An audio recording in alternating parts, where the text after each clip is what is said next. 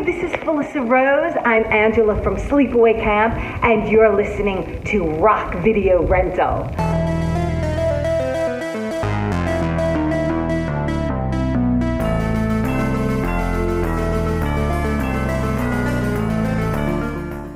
Hey everybody, welcome to Rock Video Rental. I am Brandon, with me as always is Caleb. We are continuing on with Rocktober, and this time we're going to be talking about Tourist Trap. It is from 1979 and is directed by David Schmoller.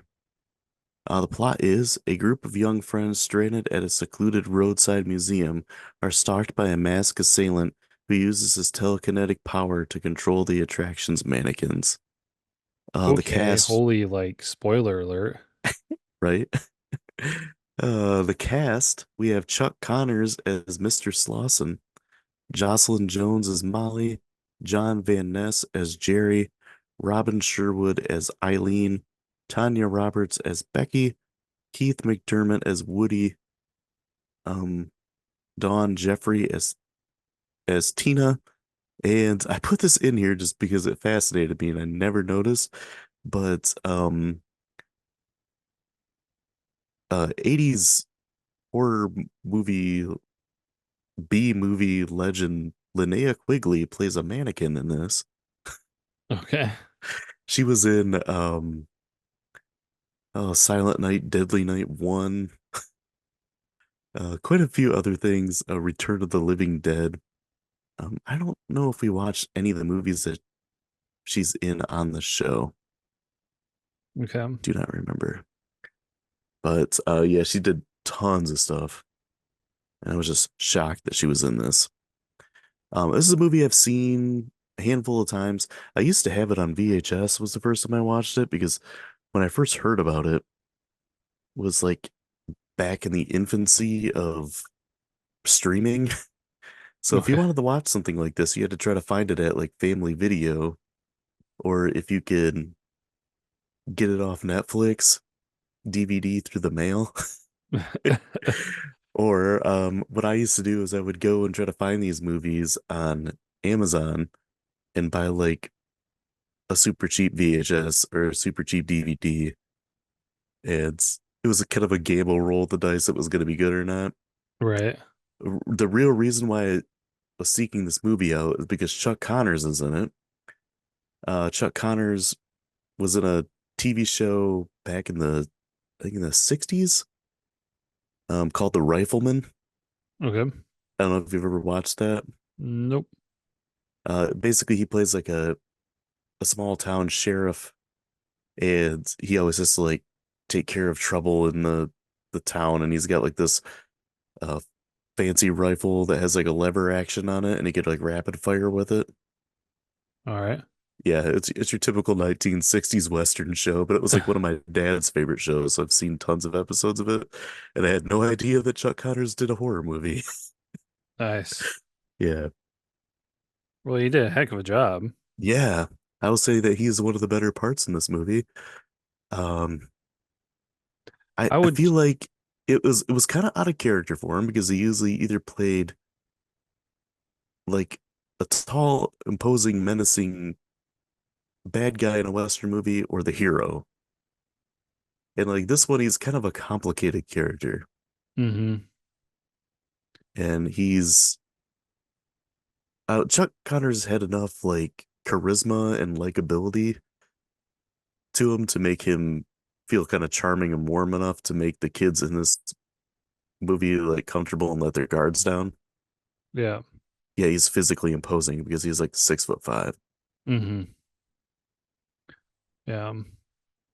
Well, I must say that I'm glad I did not read and prepare for anything with this, because that description of the movie totally ruins Ruins it. some of it. Yeah. Um, because I went into it with nothing, and it was quite entertaining, and it was quite puzzling because I was trying to figure out the whole time what the heck was going on. Yeah. Like, So, from the beginning, there's something not quite right with Mr. Slauson. mhm. But at the same time, like, he's so seems so good-hearted. Yeah. and friendly that you're like, okay, maybe it's his brother who's jacked up that he talks about. Um, but yeah, he's got like this wax museum that's off an old highway, and when they built like a new highway, it kind of redirected all the traffic away from his place, so he had to shut it down. Yeah, and his wife died, and so he was there all by himself. And yeah, it just well, the movie starts off like instantly. Yeah, Um that opening segment was so intense. yeah, the dude with the flat tire, Woody, who goes to the gas station. Yeah. Um, that opening music though, that's goofy. Yes, very much It so. doesn't really fit. No. Um, yeah, he goes to this gas station to find help, but he gets attacked by crazy maniacal mannequins. And just and everything's kind of moving by itself, and so like I'm like, okay, so somebody set up like this room with all these animatronics or something. Like I was trying to understand it, and then like he was trying to escape, and he got like held up or tied down to the door, and all this stuff started flying out of the cabinet. And I was like, maybe it's like some kind of like magnet system, because it looked like a bunch of the stuff flying out of the cabinet was uh metal. Or like a And ghost or like possession story even. yeah, like, well, it just, yeah, I didn't really know exactly what to make of it. And part, yeah, and so exactly like you said, part of me was just like, oh man, did um Brandon set me up for a possession movie? Because we don't do those too often. And I was thoroughly confused. But then it just goes on, and exactly as you said, the character was introduced with Mr. Slausen, and you're just like, okay, something's up with him, but they just keep it ambiguous enough that you don't really know what's happening. Like even when they reveal really kind of what's happening, I'm like, okay, is this real, or are they like throwing another curveball? Yeah. So, Yeah, because the rest of the group that was supposed to be with this Woody guy, um, they pick up Woody's girlfriend, and then that's when they stumble across like a big swimming hole, and those three women go skinny dipping in it, and it's kind of crazy that you could have a horror movie from the late 70s, early 80s have three women skinny dipping in it, and none of them are naked on the screen. Did you notice that? yeah. There's no nudity. It's surprising. Hmm. And that's when Mr. Slauson walks up and he's just like, "Oh, you enjoying yourselves?" And they think they're kind of like in trouble, but he's just kind of talking to them and he doesn't really care that they're swimming in there. Yeah, and he's not even like really all that interested in that, because obviously like they had that kind of their guard up where it's just like, okay, is this guy like a creep and gonna, you know, try to see us naked or something or anything? But he was just more so like, hey, I've got somebody to talk to. Yeah, pretty much. Like he's just almost like an old person who, goes to the grocery store and talks to the cashier because they don't ever get to really talk to anybody. Almost. Where he's just like happy to have the company. And Yeah. he offers to like help them with their car and everything. So he takes them to like his roadside attraction. And that's when things start getting even weirder. Yeah, no If it's doubt. any possible to get any weirder than that opening part. Yeah, because so just a little bit of summary. So we have Woody, who's basically already assumed dead. And Yeah. then we have his girlfriend, who Eileen. was Eileen. Yeah. And then we have Molly, who's on her The own. blonde girl. Yeah. And then you've got Becky and Jerry, who are a couple. Did you And recognize Becky? no. You know who that is? It's Tanya Roberts, also known as Midge Pinciotti from That 70s Show. Donna's mom. Oh, It, I didn't recognize her like the first time I saw this movie, but now it's like when you know and you hear that voice, you're like, oh my God. that's funny. And she was amazing on That 70s Show. Yeah. She was such an idiot. So funny. But Yeah. yeah, and So I just said it was like this is like an early movie for her, and it was like, was Tanya Roberts ever like not good looking? Because she was in her, gosh, she had to be like in her 40s, I think, when they did that 70s show, yeah. and she still looked like $1 million. Now, so there was the three girls Yeah, and Jerry then at that point. yeah, because Woody's gone. Yeah, so then they start getting separated and everything, and it just is like horror cliche fashion on getting separated. Yeah, getting split up and being okay with it. Like Mr. Slausen takes Jerry to town, so he can get help with his car or whatever. And they're trying to find Woody, and like Eileen's like, I'm gonna go look in this house, even though Mr. Slausen said don't go in that house. Yeah, And it's the first thing she wants to do. And that's when we get like the really creepy mannequins, like the yeah, 1960s style mannequins, and and she their goes, eyes move. yeah, and she goes in, isn't scared, thinks that she hears Woody, Yeah. and just continues to look. Where it's just like any common sense is like you go in there, you see all the mannequins, you're just like, this is weird, and I'm not gonna stay. You know what it reminded me a little of? You Hmm. remember when we put art in the art show there in Bay City, and we went in the Masonic Temple, and how creepy that building was? And Yeah, you and I walked around as like explored things, and there's like hallways that led to nowhere, and like rooms. There was a room that there was pretty much nothing in there except for like this um kind of like this pillar stand, and there was a fake skull sitting on it in the middle of the room, and there's literally nothing else around. And wasn't that's kind of what it reminded me of. It's like you're gonna walk into a room in this house you've never been into because you thought you heard someone in there, and then it's full of these old creepy mannequins, and you're gonna stay there. and you're gonna stay there and explore. Yeah. Wasn't that also the place with the really skinny like staircase that went into like went behind a room? Yeah, Like, yeah, super weird, super yeah. And I weird. remember one of the there was like a really skinny staircase, and then I went into a hallway that just had like a wall at the end of it. Like it literally went nowhere. That place was creepy as crap. Yeah, it was. Uh, So yeah, so who? Oh man, which? So was it Eileen? yeah, Eileen's the one that gets strangled by the killer, Oh yeah, and by it's just like the this yeah, hulking guy with a like a plaster mask on, but he almost like a doesn't mannequin string. face. Yeah, but he doesn't strangle her. The It's scarf like, strangles her. yeah, with like he's got like t telekinetic powers Yeah, that and what chokes her out with it. which was already told in the description, but like watching the movie, you're just kind of like, what the crap is actually happening?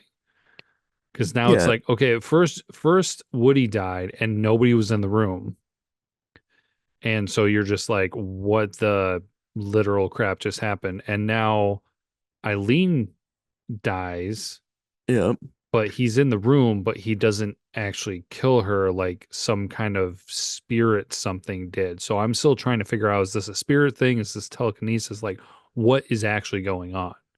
yeah. So And then the next thing you know is like the other two girls are still at Mr. Slausen's place, and he comes back and he explains like, "Oh, I took Jerry to town," and he talks about like how he likes him and he's a good kid and everything. And then he's asking where Eileen was, like, "Oh, she went to the house." And then he's kind of like irritated about that. And that's when he like tells like how about how his wife passed away because they're checking out the one mannequin that was there, and like he made the mannequin look like his ex-wife or whatever, his wife who died, mhm. and how he misses her and all this kind of stuff. And then he takes off to try to like see what happened to Eileen. And then of course that's when the other two girls like, "Oh, let's go look around." Yeah. And Becky goes off, and the killer like surprises her, and she hits him with a mannequin arm and takes off. or she tries to, and then a whole bunch of there's like this scene with the all the mannequins like falling on top of her, Yeah. and it's like this creepy whisper chanting that's Hmm. in um the soundtrack that's just really, really creepy. Well, that's part of the thing that doesn't make sense to me. Like, if he really got hit and if he really um was like knocked out for a second or anything like that, like how was the telekinesis still working? I don't know. I feel like he was just fake like he was just faking it then at that point. Yeah. Because I don't it wouldn't make sense for me that that would be happening on its own. Yeah, because the next scene she wakes up and she's tied to a post like in the basement and Jerry's there. Yeah. And then there's this other girl that's randomly tied up on a table and her name's Tina. Mm-hmm.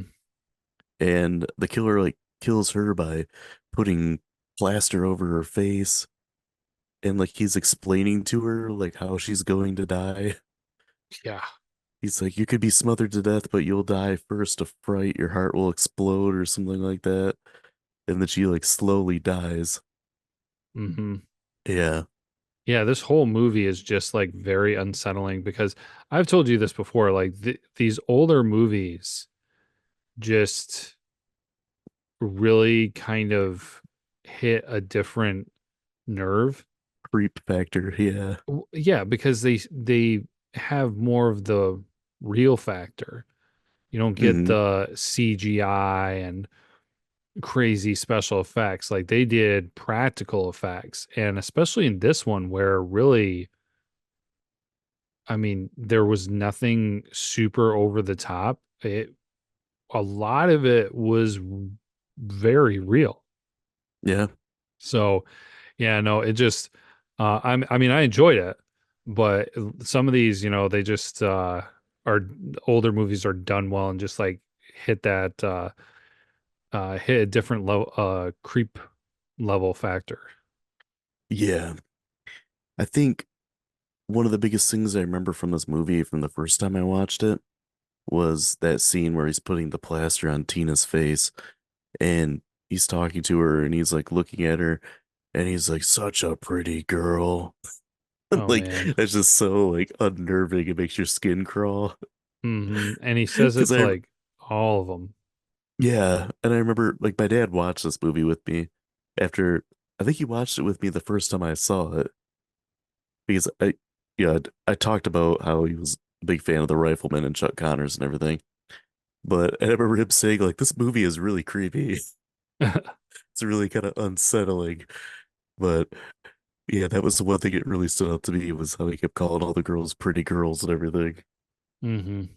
Um, oh yeah, Jerry jumps. We're led to believe that this killer is Davy, who is Mr. Slausen's brother. Yeah. And so he like Jerry jumps him, but he gets quickly overpowered and like choked out. Um, Molly ends up getting chased by Davy, and then she runs into Mr. Slausen, and he gives her a gun, and he's like, "I'm gonna go try to find my brother because if the cops find him, they're just gonna shoot him down."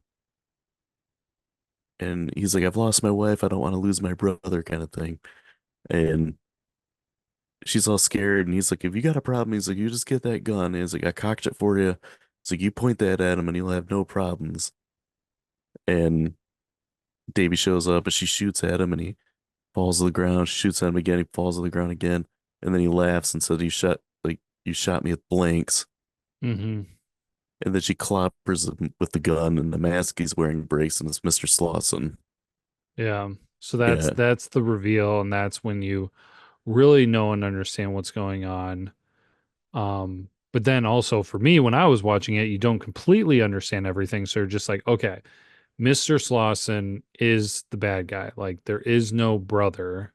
yeah, But then also at the same time, I was just like, what is the story with this like special power stuff? Like what right. is going on here? So I was still hoping for some more answers, but answers that we never get.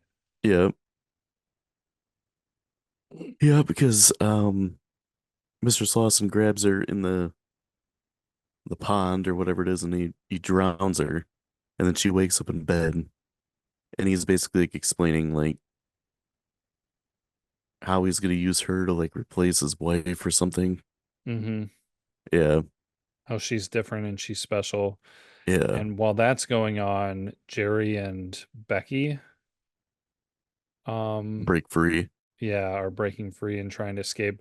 But then this is where it gets really weird too, because then while they're trying to do that, Mr. Slausen, who is dressed up like um, a mannequin, is playing with dolls.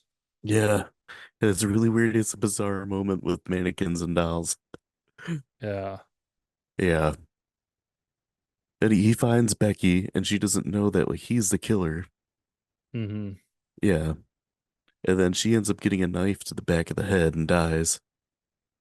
Yeah, because he's controlling the animatronic mannequins or whatever. No, well, not animatronic, the mannequins in the original wax museum, which he gave real guns to then. Yeah, start firing at her. Yeah, Yeah. that was really weird. And then after she dies, he goes back to Molly and he's like explaining to her like what happened to his brother and his wife, and like he killed them because his brother and his wife were fooling around behind his back. And he's like, I had every right to do it. He's like, someone does that and you have every right to kill him. And then he said after he did it, he regretted it. Mm-hmm. And now he's by himself and everything. And then Mr. Slauson starts dancing around with mannequins, with a mannequin of his ex-wife. And then she like has some like mental snap and like kind of Yeah. hallucinates or something. Uh-huh. And then she gets an axe and buries it into his back. Well, in that too, like during that mental break, which is very confusing on what's real and what's not real, um, Jerry supposedly shows up, Yeah. but then Mr. Slauson like takes him apart. Yeah, he Jerry's like all of a sudden a mannequin. What it reminded me of was Halloween 3, Okay. where like Ellie all of a sudden presents herself as being one of the robots and tries Yeah. to kill Tom Atkins' character.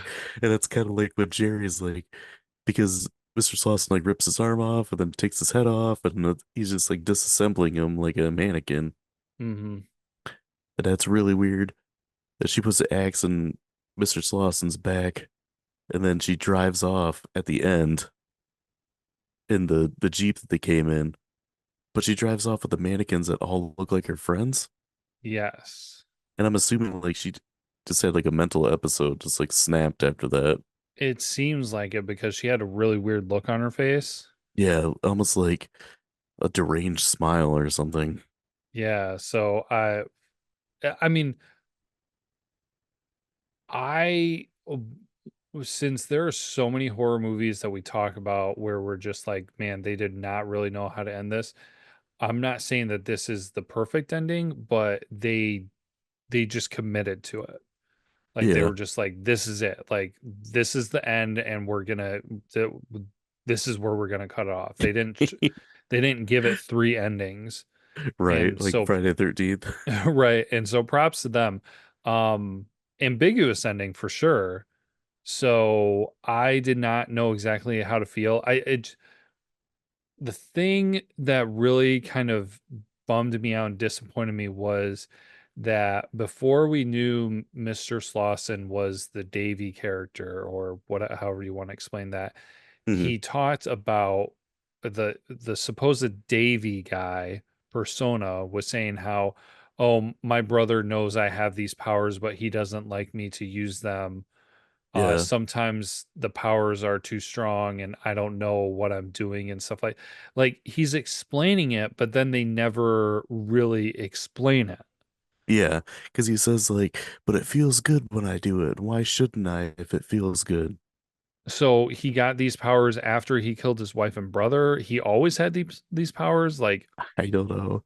yeah. So uh, it that part kind of disappointed me because I'm one who likes answers. Not all the time. It doesn't have to be black and white, but when you start giving the information and almost kind of the answer, I want to see that gap closed.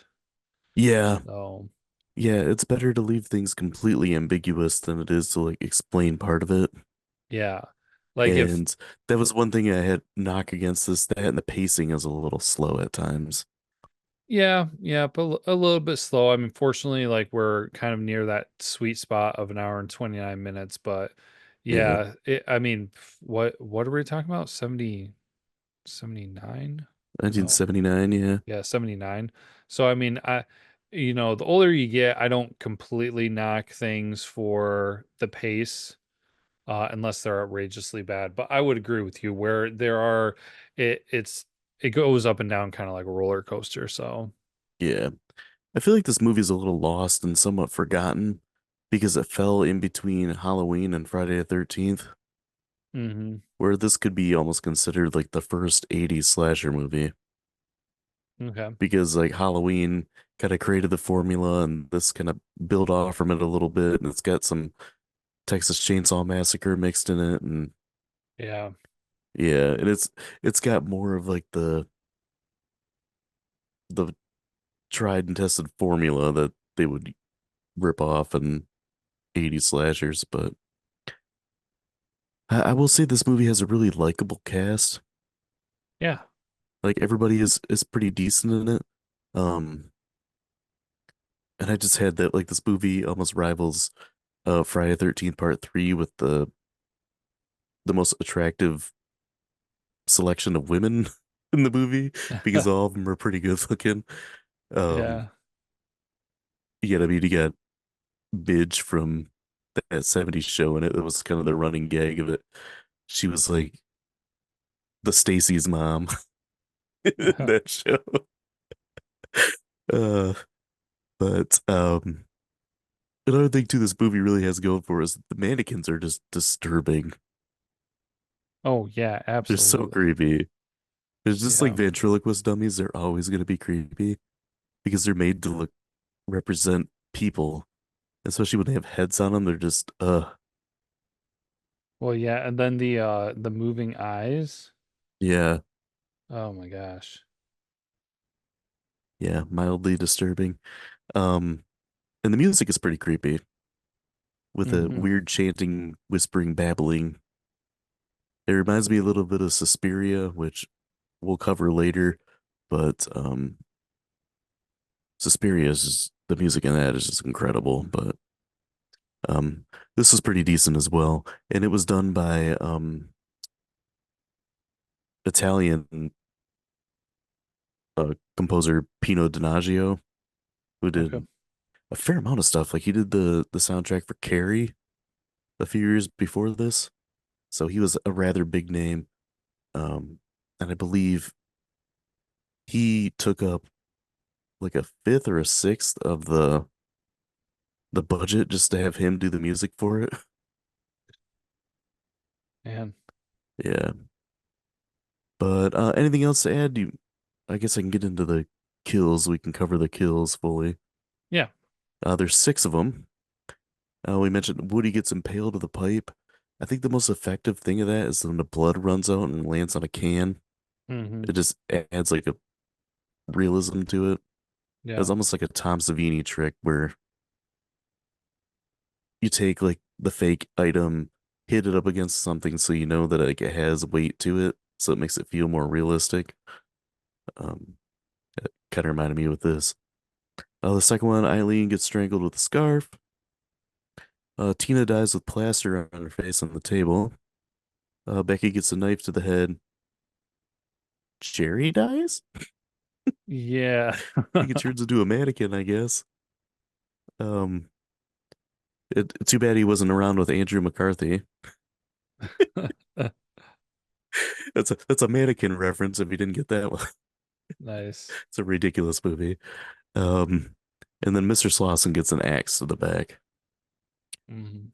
But now I can just jump right into the trivia and facts here. So a little bit of backstory about Chuck Connors because the dude is just really interesting. So he started off as a professional basketball player. Okay. He was a center for the Boston Celtics back in like the 1950s or 40s or something like that. He's noted for being the first player to ever break a backboard. Oh, nice. And then from then on, he was a basketball player, but he really loved baseball. So he started training to be a professional baseball player, and he got to play a few games with the Brooklyn Dodgers. Okay. He was really more of a good fielder than he was a hitter. The hitting is what really held him back. So he only got to play like 5 weeks in the major leagues. Mm. But so he's already been a professional basketball player and a professional baseball player. And then someone in the area noticed like this, good looking guy who liked to joke around and have fun and goof off. And he had like a certain charisma to him. So he talked to him about doing acting, and that's kind of how he got into acting. Oh, okay. Yeah, so he goes from it's like the guy might as well just been an astronaut at that point. But he was kind of known as like an all around like good guy of Hollywood, like a nice, like approachable guy, and everybody seemed to like him. He was super popular. But next thing I got is the film holds a distinction of being one of the few slashers in the horror film history to receive a PG rating Okay. because PG-13 didn't exist for 5 more years, and it wasn't like graphic enough. There's no nudity to make it rated R. Interesting. Yeah. The script originally called for nudity, but director David Schmoller said that he was too bashful and embarrassed to bring it up with Tanya Roberts and the other actresses. When they got to the lake scene, Schmoller finally asked them if they'd be willing. The collective answer was no, even though Robin Sherwood had been nude in her first film before this, a movie called The Love Butcher. Um, and she would later be nude in her last role in Death Wish 2. Tanya Roberts would finally go topless in the same year of Death Wish 2 as the movie The Beastmaster, and then she was also nude in the movie Sheena, Queen of the Jungle. Okay. So it's kind of like, do you want to do this? No? Okay, that's fine. Kind of thing. Uh, so the mannequin who gives the female lead something to drink is actually the director David Schmoller's then wife. The mannequin originally had 2 lines, but Schmoller had them edited out during post-production. She never forgave him for that. Oh gosh. And they got So divorced. yeah. Stephen King has praised this movie in his book, Dance Macabre, because of its frightful opening scene. But he said he thinks that Chuck Connors was miscast in this movie. Oh, really? Yeah, which I don't know. I don't agree with it. I thought Mm. Chuck Connors did a pretty good job. Yeah. The opening sequence, the flying items out of the cabinet, was filmed with the cabinet nailed to the ceiling, and the crew were on top of the ceiling, flinging items straight down. And when it was shown in the film, it was given an illusion that they're flying straight out at the guy. Interesting. Yeah. Though the mass killer was called Davy, the production crew have since dubbed him Plasterface Okay. as an obvious spoof of Texas Chainsaw Massacre's Leatherface. That's funny. The creepy laughter, which is prominent in the opening scene, was created for the laughing hyena at the zoo in the movie Lady and the Tramp. And it was also used in Disney's It's a Small World attraction. So Jocelyn Jones was a classically trained actress, whereas Chuck Connors was self-taught. During filming, Connors would often ask David Schmoller why Jones would have to go through various routines after or before filming scenes, such as breathing exercises. And I guess Chuck Connor would get annoyed that it would take so long for her to get ready to do scenes. Director David Schmoller initially went or wanted to have John Carpenter direct this movie. Oh, However, okay. due to issues with financial arrangements and scheduling, um, J. Larry Carroll decided that Schmoller should direct the film himself. Hmm. Well, I mean, it worked out. Yeah, imagine if Carpenter directed this though. Yeah, that would be very interesting. Yeah. So Pino Donaggio, who was the film's composer, actually spoke no English. He only spoke Italian and Spanish. So he had to have a translator on set while he scored the film to communicate with the director and the film crew. The former was able to communicate with Donaggio well enough to speak Spanish due to how similar Spanish and Italian are. Hmm. The plaster used in Tina's death scene was actually really gooey pizza dough. To achieve Becky's death, a block of wood was taped behind Tanya Roberts' hair, and a knife that was attached to a wire was thrown at the back. Um, and once it was thrown, the knife stuck into the block of wood. That still sounds dangerous. Yeah, right. Chuck Connor's real name was actually Kevin. He got the nickname Chuck because when he played baseball, he was a first baseman, and he would chant "Chuck it to me, chuck it to me, chuck it to me" during warm-ups. And everybody ended up calling him Chuck after that, and it stuck with him until the day he died. Nice. I also heard a story um, about Chuck Connors playing baseball that one time he hit a home run in a game, and he was kind of a showboat at times, I guess, and he ran around the bases backwards. And even now, like baseball is kind of like the stuffy, oh, you got to be a good sport, you can't have fun kind of thing. And so the next time he came up the bat, the pitcher threw a pitch at his face. That kind of ended that. So he never ran backwards again around the bases. So Jocelyn James, who played Molly, she went on to be one of the top acting coaches in Los Angeles, and she still works to this day. Oh, awesome. Robin Sherwood's, this is like I said, it was the second film she was in. She was actually a Miami area model and would go on to be in Death Wish 2 as Charles Bronson's daughter. Rock. And she gets roughed up by a very young Jeff Goldblum in that movie. He's a like a street tough gang guy.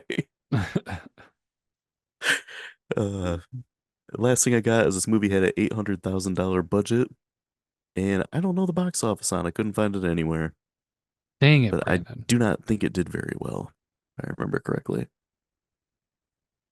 Come on. So grades, IMDb, Rotten Tomatoes, what are they? IMDb, 6.9. It is a 6.1. Oh, really? Hmm. That seems odd. Rotten Tomato critic, 70%. 40. What? Yeah, Rotten Tomato audience, 50. 47.